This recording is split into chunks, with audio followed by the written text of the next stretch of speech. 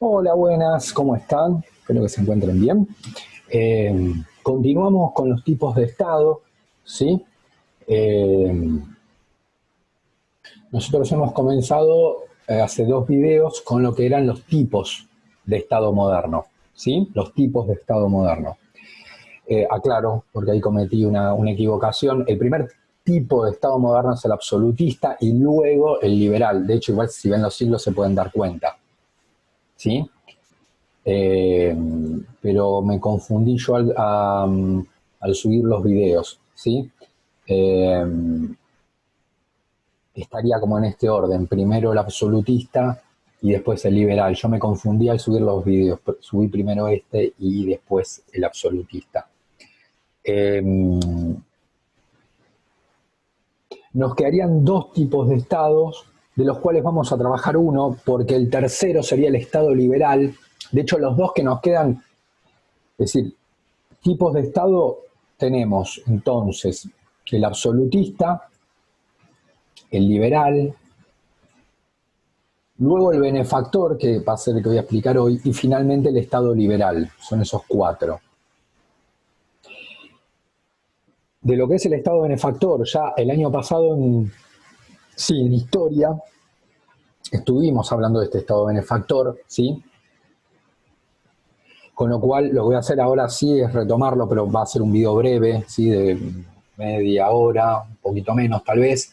Sí, porque son cosas, me parece que ustedes ya tienen claro. Lo menciono por si hay algún perdido, pero más para refrescar en realidad lo que ustedes ya deberían saber, porque lo hemos explicado el año pasado, el Estado benefactor.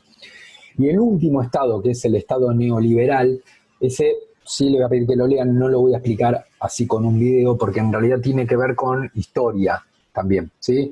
Ahora que estamos, bueno, justamente ayer arrancamos con los videos de la dictadura y ahí hay como una concepción neoliberal del Estado, que sería la cuarta, y es lo que nos queda prácticamente hasta fin de año con ese Estado neoliberal en historia. Así que ahí lo vamos a explicar bien, más que dar una definición, digamos, de una diapositiva, lo vamos a trabajar en profundidad. Entonces, cierro por último el redondeo, ¿sí? Para que se organicen. Tenemos tipos de Estado, el absolutista, el liberal, que esos todos los explicamos bien, el benefactor, que esto sería más como un refresco de cosas, ¿sí? Y el neoliberal. El neoliberal lo vamos a trabajar más fuertemente en historia. Yo les voy a pedir que lo lean, obviamente, ya les estoy diciendo ahora que lo lean, una leída rápida, pero obviamente lo vamos a profundizar mucho en historia, el neoliberal. Por las dudas, algunas ideas muy breves sobre el Estado benefactor. Estas dos diapositivas no las tienen, las hice recién, ¿sí? Pero fíjense que son cosas muy simples, y de hecho estas diapositivas, seguramente todas estas las voy a volar próximamente. No me gustan cómo están, pero bueno, nada.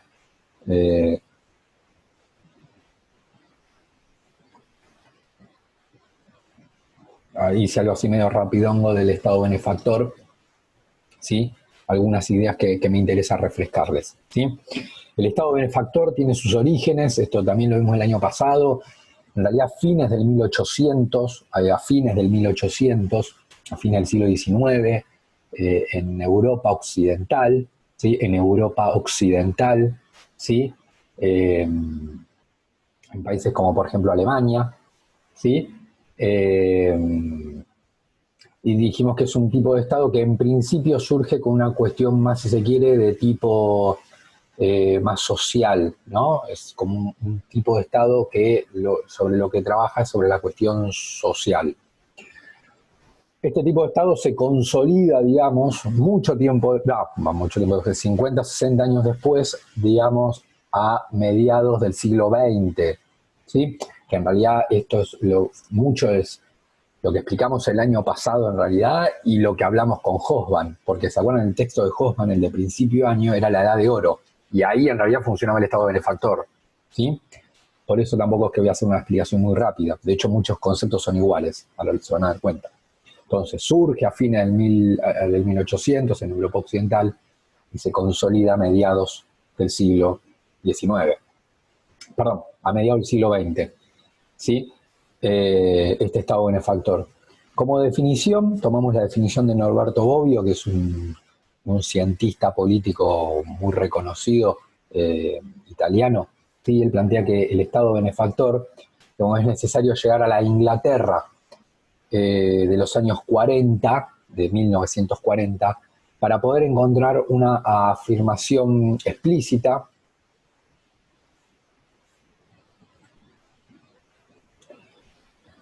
del principio fundamental del estado de bienestar. ¿Sí? Es lo mismo estado de bienestar, estado benefactor.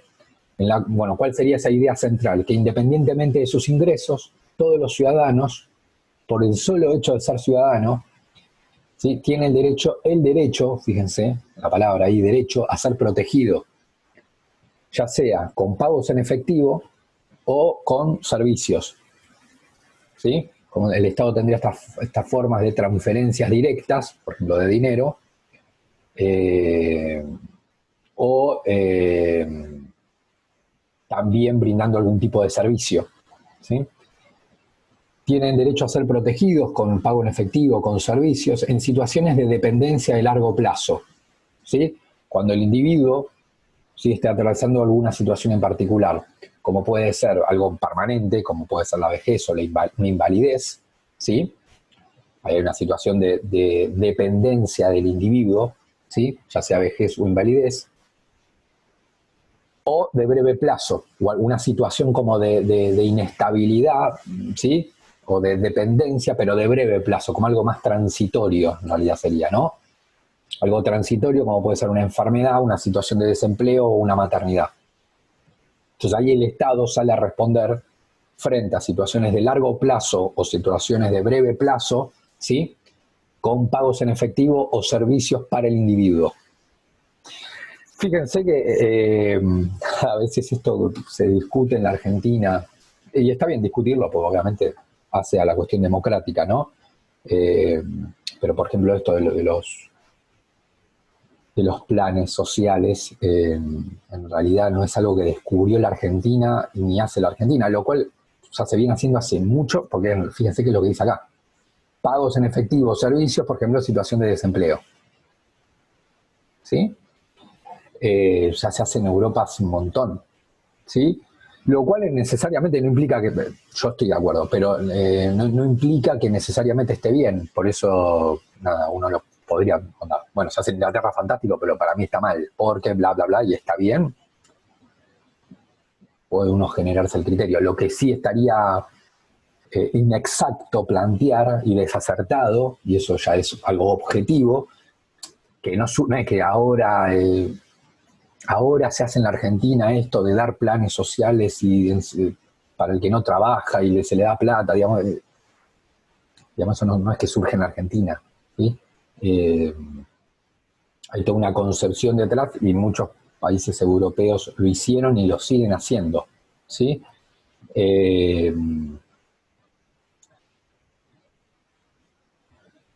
Bien, repito, bueno, después obviamente uno puede decir, a mí no me interesa que se haga en Alemania y en Francia, yo qué sé, para mí eso está mal, perfecto, bueno, se discutirá con otra persona que crea que esté bien, ¿no?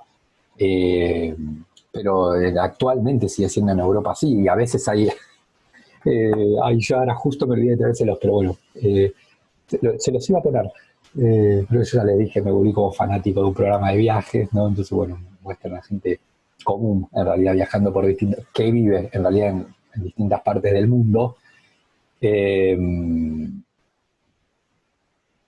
Nada, bueno, y esta gente que vive en distintas partes del mundo, es de españoles, creo que ya lo conté una vez, es de españoles que viven en distintos países del mundo, y bueno, por ejemplo, el que estaba, me acuerdo de una chica que estaba en Escocia, viviendo, decía, bueno, sí, que por maternidad obviamente el Estado te abona un buen dinero por ser madre, y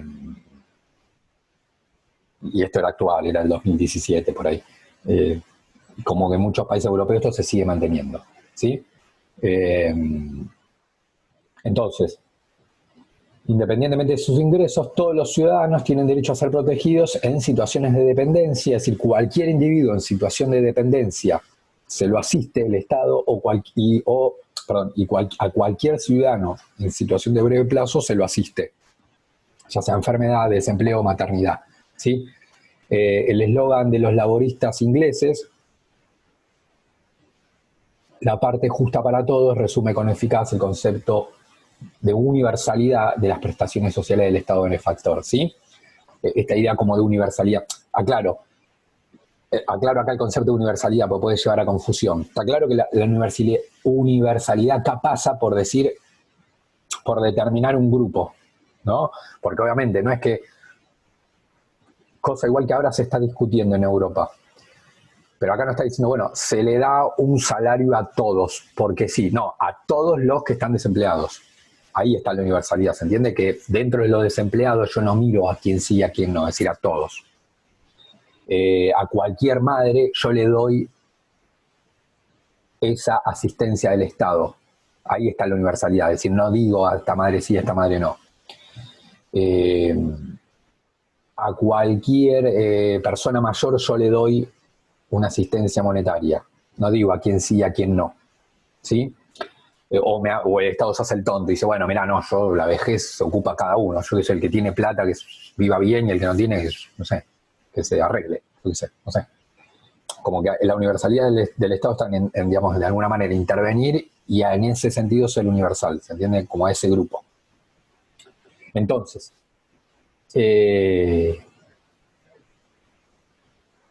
paréntesis, sí, lo digo ahora, ya que está. Esto que decía, recién, bueno, hasta hace, en realidad no ahora, pero hace unas décadas se está discutiendo en Europa la idea de brindar ahí sí un salario universal. Es decir, de que todos los ciudadanos, independientemente de si está enfermo o no, si es madre o no, es decir, que ahí sí que sea plenamente universal, digamos, reciban un salario. ¿Sí? Es decir, que a determinada edad todos los individuos reciban un salario. ¿Sí? Algunos, es una idea interesante para estudiar, porque también no se sabe, digamos, ¿no? Porque obviamente están los sectores que están como más en contrario a esta idea, diciendo, bueno, obviamente son países que tienen mucho dinero, ¿no? Imagínense. Pero acá lo que está el Estado diciendo es, ahí sí va la universalidad plena, es decir, grande, chico, hombre, mujer, todo, hago tipo un padrón, una lista, y ahí empiezo, le pago a todos, no importa si trabaja o no trabaja, no me interesa, todos reciben un salario. Como una renta ciudadana universal, algo así se está llamando en Europa, y lo ven como un escalón más del Estado benefactor, ¿sí? Porque acá fíjense que el Estado benefactor de alguna manera intervenía en determinadas situaciones de dependencia, ya sea a largo plazo o breve plazo, pero era una situación de dependencia. Como un escalón más, lo que se está discutiendo en Europa es de acceder a una renta universal básica. ¿Sí? Es decir, que un mínimo de dinero, decir, bueno, ¿cuánto se necesita mínimo para vivir? Bueno, esto lo cobran todos, y ahí sí es universal. Esta renta universal, si a alguno después le interesa lo puede buscar, la verdad que nunca se aplicó, genera muchos debates, sí, algo se estudió, y bueno, y hay debates, digamos, ¿no? Hay sectores que plantean y dicen, no, bueno, pero así, lo que a veces uno escucha acá, bueno, la gente no va a buscar trabajo porque cobra, entonces no, la economía se va a ir a pique porque la gente no va a querer ir a trabajar, ¿sí? Y hay otros que justamente plantean lo contrario, es decir, que como que plantean que si la persona, el ser humano, no está como libre como de la presión, de la plata y de llegar a fin de mes, y está, digamos, como, si se quiere, desestresado de toda la cuestión económica, el individuo puede ser más productivo. ¿Sí? A este segundo grupo no es que no le interesa lo económico, porque obviamente como economista vos te interesa que la economía de tu país vaya bien, ¿no? ¿Y cuál es el punto? El punto es decir, no, al contrario, digamos, un individuo vos lo liberás del estrés de la cuestión económica, va a ser más productivo para nuestra economía. ¿Sí? De alguna manera, sí, va a tener como cierta propensión incluso a una mentalidad como de innovación, de creación de cosas, ya está desestresado, y eso va a ayudar a que nuestra economía crezca. ¿Sí? Pero bueno, eso sería ya otra cuestión, la renta universal ciudadana. Acá sí lo que estamos hablando es del Estado benefactor en situaciones de dependencia. Es esta diapositiva, después ahí ya termina, ¿sí? Voy súper rápido porque serán unos 10 minutos, porque ahí, fíjense, son muchas cosas que ya hemos trabajado. Este Estado benefactor se genera entonces en un contexto de un capitalismo industrial, esto es muy importante, un capitalismo, pero cuya actividad principal en el mundo era la industria, era un capitalismo que giraba alrededor de la industria como actividad principal. Lo marco mucho para historia, ¿no? Tengamos en cuenta lo que empezamos a ver creo que ayer, ¿sí? Cuando hablamos de economía. Y fíjense que esto, capitalismo industrial que estaba pasando en el mundo, más o menos va de la mano con Argentina, porque ahí en Argentina estaba el ISI, ¿no? Entonces, bueno, era un capitalismo industrial en lo que se buscaba lograr el pleno empleo, el Estado buscaba lograr el pleno empleo como una forma de no solo favorecer a los trabajadores, ¿sí? Sino también favorecer a los capitalistas, porque eso ayudaba a mantener la productividad alta de las economías, ¿sí? Que la productividad fuera elevada, lo cual favorecía al capitalista, obviamente. Se incorpora la idea entonces de ciudadanía social, ¿sí? Con el Estado benefactor, a lo cual en realidad la ciudadanía social se suma a algo que ya existía. Si en realidad el suma entonces estaría acá, debería ir al principio. La ciudadanía social se suma a una ciudadanía que ya existía en el mundo, digamos, desde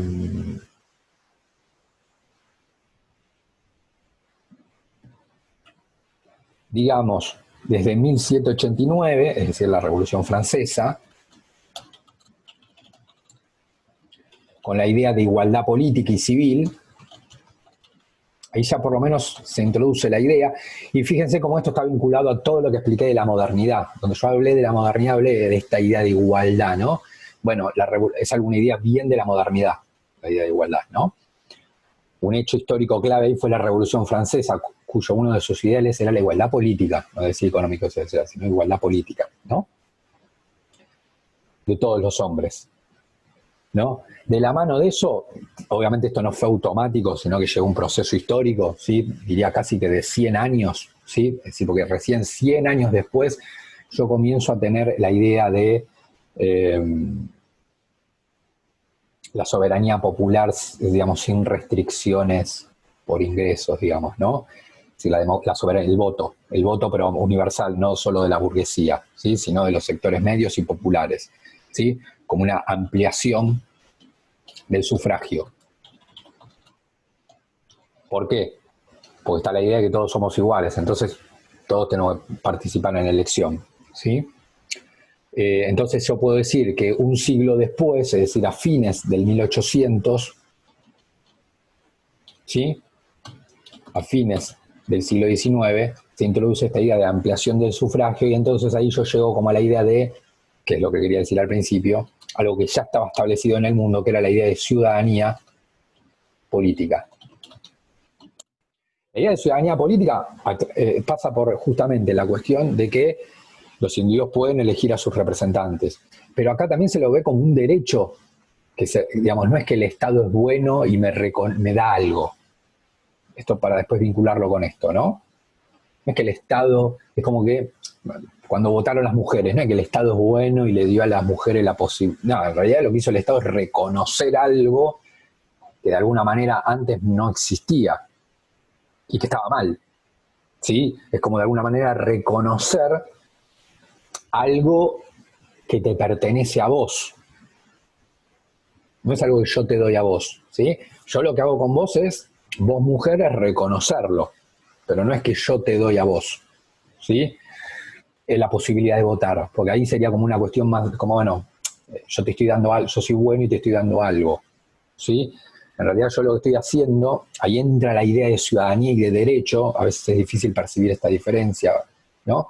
Pero no es límite, pero es importante, ¿no? Porque el otro en realidad sería como un derecho, es como que yo diría, o sea, en un aula, por ejemplo, digo, bueno, yo te reconozco la libertad de expresar tus ideas. Perdón, yo te doy la posibilidad en mi clase de opinar lo que vos quieras. En realidad no es algo que yo te tengo que dar, es algo de última que yo tengo como docente, que estoy en un lugar de autoridad, reconocer. que vos tenés la posibilidad de expresarte libremente. Es decir, es algo que vos ya tenés. Y yo como docente lo que puedo hacer, lo que debería hacer es reconocerlo. Entonces,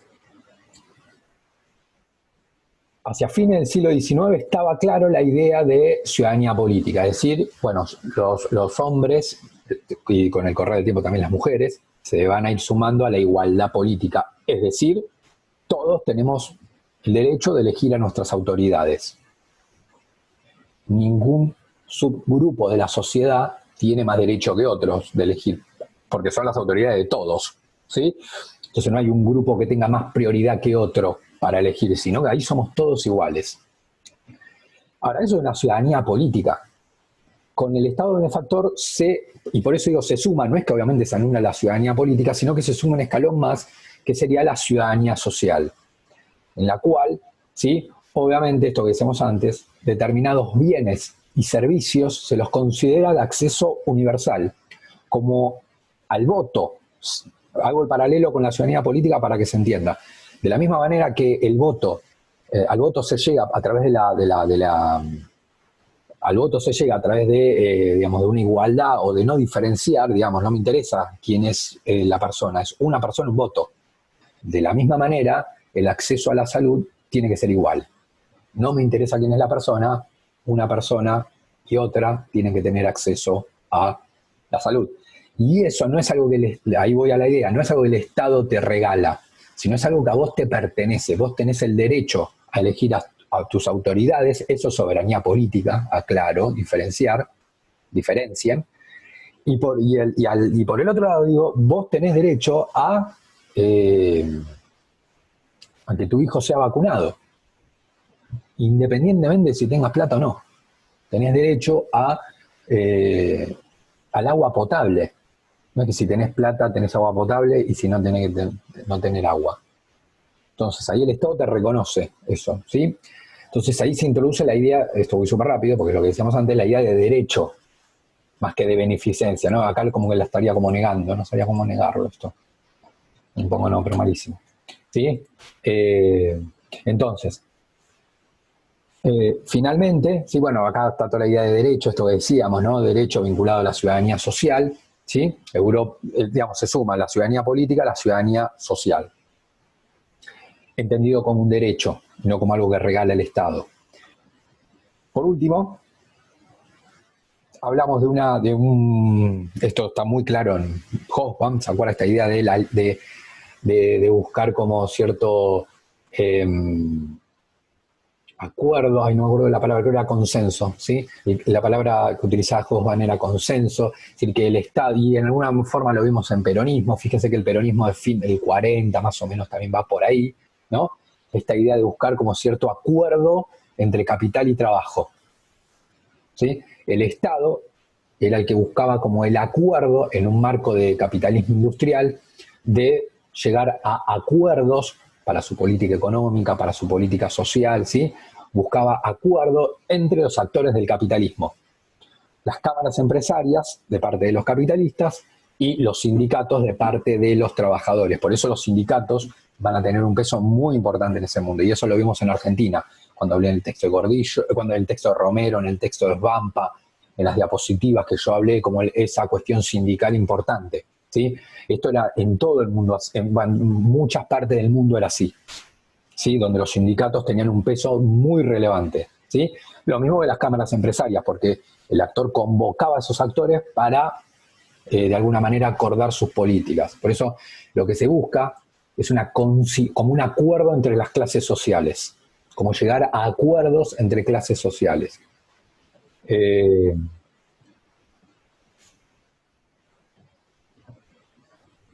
Esto creo que ya lo dije. De hecho, bueno, Alberto Fernández ha dicho algo de buscar un acuerdo, pero bueno, es algo, la verdad que también ahora es complejo. Suena muy difícil, ¿no? Pero bueno, en ese momento se logró, ¿no? Y no se logró en la Argentina, ¿se acuerdan? Bueno, ustedes ya lo vieron, el plan de Helbart, que era la propuesta de Perón, el pacto social. ¿Se acuerdan? Que era la idea de Perón y Cámpora ahí hacer un pacto social entre sindicatos y cámaras empresarias. Bueno, es esto. Y era algo que se hacía en todo el mundo, no era una originalidad de la Argentina, ¿no? Obviamente. Eh, Actualmente se ha hablado mucho de esta cuestión, ¿sí? Distintos presidentes han hablado mucho de la idea de hacer un pacto social, buscar cierta conciliación de clases, pero la verdad que es muy complejo, la verdad. Pero bueno, nada.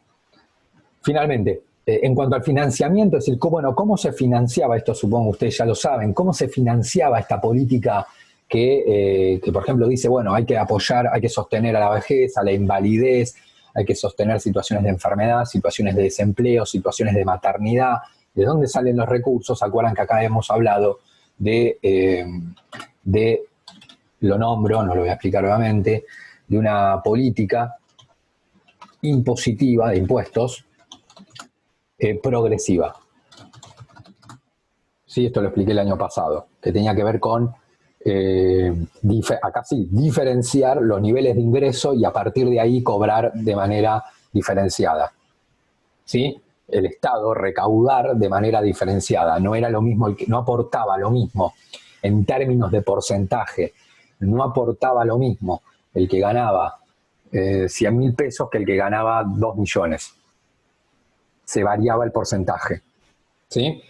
Eso era una política impositiva progresiva, ¿sí? Como que el porcentaje iba progresando, el porcentaje iba aumentando de acuerdo al nivel de ingresos, e incluso había sectores que no aportaban, ¿sí? Si vos estabas muy abajo en la escala, ¿sí? No aportabas.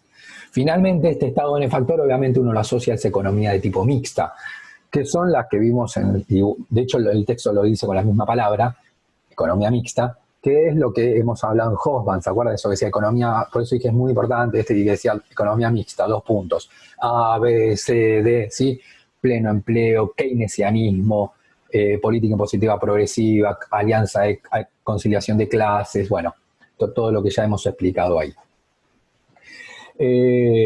Bien, nos quedaría entonces el Estado neoliberal, que es el último. Después de ese hay algo más, pero el texto corta en el neoliberal.